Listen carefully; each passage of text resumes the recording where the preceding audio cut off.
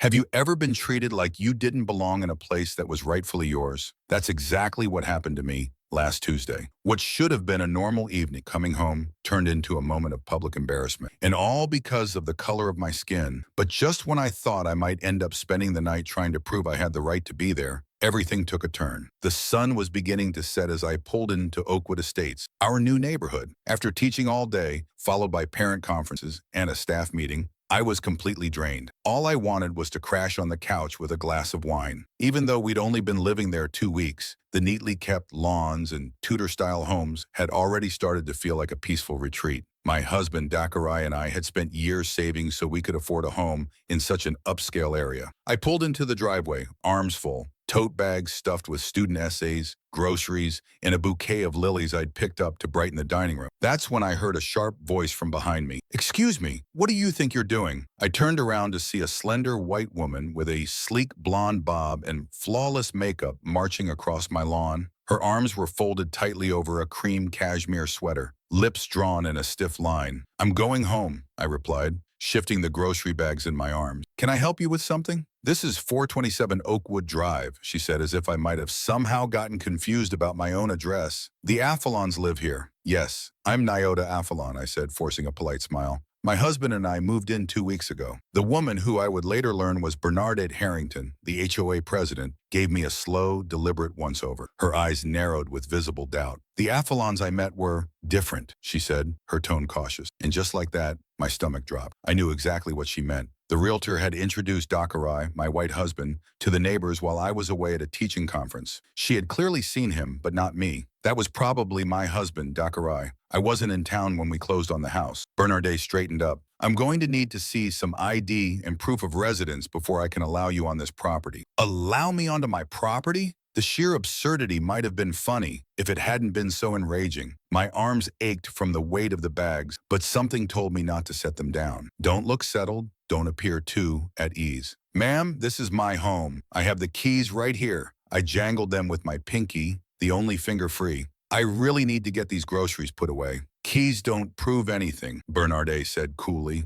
"I'm the HOA president. It's my job to keep the neighborhood secure. We've had some break-ins recently." That was a lie. I double-checked crime stats before we bought the place. Still, I took a breath. As a black woman, I'd been in situations like this before. The key was staying calm. "Don't let it escalate." "I understand your concern," I said, letting my teacher voice take over, the same one I use with difficult parents. "But I am Nyota Afalon. This is my home. If you'd like, you can call my husband to confirm." "Oh, I'll be making a call," Bernardet snapped, pulling out her phone. "But not to your so-called husband." My heart started to pound as I realized what number she was dialing. This was no longer just uncomfortable. It was becoming dangerous. I'd seen these kinds of encounters go sideways before, very badly. "Yes, hello," Bernardet said into the phone, never taking her eyes off me. "I'd like to report a possible break-in at 427 Oakwood Drive. There's a woman trying to enter the Afalon home. She claims she lives there, but I know the Afalons, and she's definitely not Mrs. Afalon." I slowly lowered my bags to the ground and pulled out my own phone, my hands trembling slightly. I had to call Dakarai. He was due back from his field office any minute. Out of the corner of my eye, I saw someone move next door. Xiomar Vasquez, our neighbor who'd welcomed us with homemade empanadas. She stood on her porch, phone in hand, and I realized with immense relief that she was recording. "You're making a mistake," I told Bernardet, trying to keep my voice steady. "I'm calling my husband now. He'll clear this all up."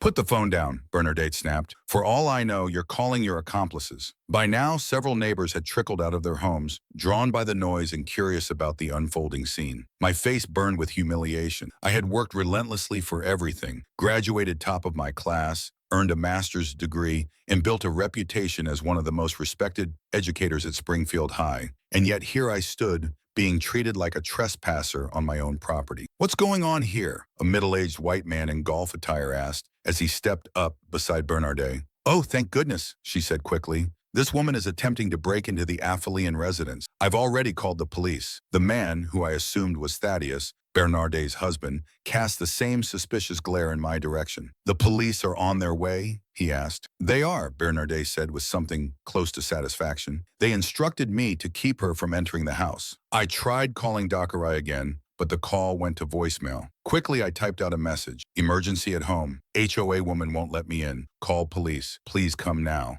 Listen, I said, trying to address both Bernardet and the small crowd that had formed around us. This is a misunderstanding. My name is Nyota Efalayon. I live here with my husband, Dakarai. I can show you my ID. I reached for my purse, but Bernardet stepped back like I was about to pull a weapon. Keep your hands where I can see them, she barked. And then, from the porch next door, came a voice, clear, strong, and welcome. Leave her alone, Bernadette. That's Nyota Afalayan. She and her husband moved in 2 weeks ago. I've had dinner with them. It was Shiomara. She stood firm, phone still raised, recording. Stay out of this, Shiomara, Bernadette said with a flippant wave. You don't know who this woman really is. I know exactly who she is, Shiomara replied sharply. She's my neighbor and my friend. And what you're doing? It's wrong. By now the crowd had grown larger. Neighbors whispered among themselves. Some looked uncomfortable, others guilty. A few still nodded, siding with Bernardet. I felt like I was on display, judged and analyzed like an exhibit at a museum. Then I heard it. Sirens. My heart began to pound. What if the officers believed Bernardet's version? What if they came in hot,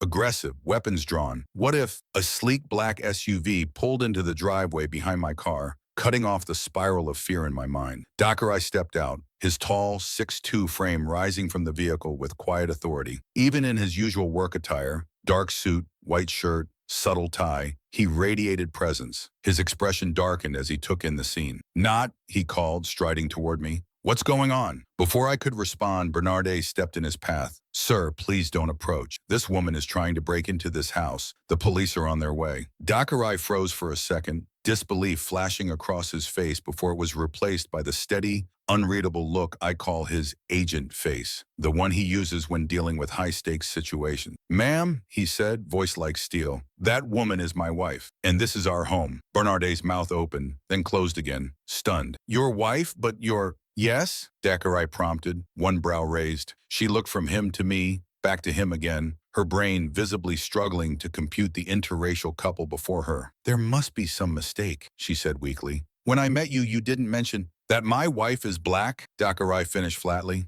Didn't realize that was information the HOA required. A police cruiser rolled up, lights flashing. 2 officers exited. One looked young, barely past his academy days. The other was older, black, with graying hair at the temples. What's going on here? The senior officer asked as he approached our odd little standoff. Bernardet rushed over to them. Officers, thank goodness. I caught this woman trying to force her way into the Afalayan house. She claims to live here, but she does live here, Dakarai cut in, stepping forward. He reached into his jacket. I'm Dakarai Afalayan. This is my wife, Nyota. We bought this house 2 weeks ago. He pulled out his credentials, FBI badge and driver's license with our address. The older officer immediately recognized the badge, his demeanor shifting. Agent Afalayan, he said, nodding. I believe we worked that bank robbery case together last year. Detective Okafor, Springfield PD. Dakarai returned the nod. Detective Okafor, good to see you. Bernardet's face turned ghostly pale. FBI, she whispered. Detective Okafor turned back toward her. Ma'am, you reported a break-in?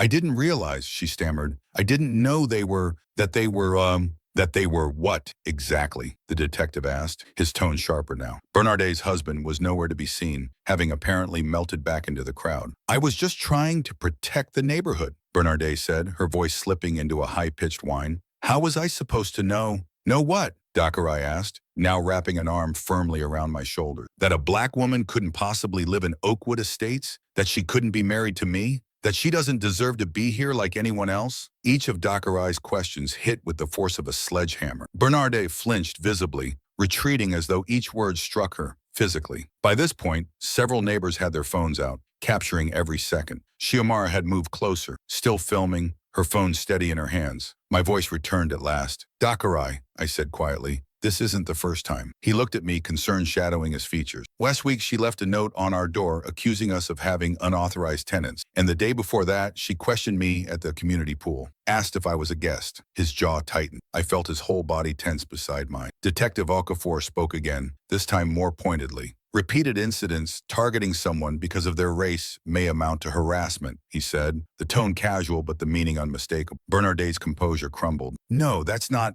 I'm not racist. I have black friends. I just didn't realize she was your wife. And if she wasn't, Dakarai asked, voice low and steady, if she was just another black woman who owned a home here, would your actions have been any more acceptable? The younger officer stepped forward now. Ma'am, filing a false report to the police is a serious matter. Would you like to proceed with an official statement about this event? Bernardet's eyes darted around, scanning the crowd for support, but no one stepped in. Even those who had initially sided with her were now inching away, wanting no part in the mess she'd created. I don't think that'll be necessary, she said hurriedly. It was all just a misunderstanding. I was only trying to look out for the neighborhood. Vigilance? I echoed, my voice sharper now, letting the word hang in the air like a bad taste. I turned to the gathered group, surveying faces, some ashamed, some blank. Is this what neighborhood safety looks like here in Oakwood Estates? Publicly shaming someone who looks like me just for being where she belongs? A thick silence followed. Some people lowered their eyes. Then an older woman stepped forward.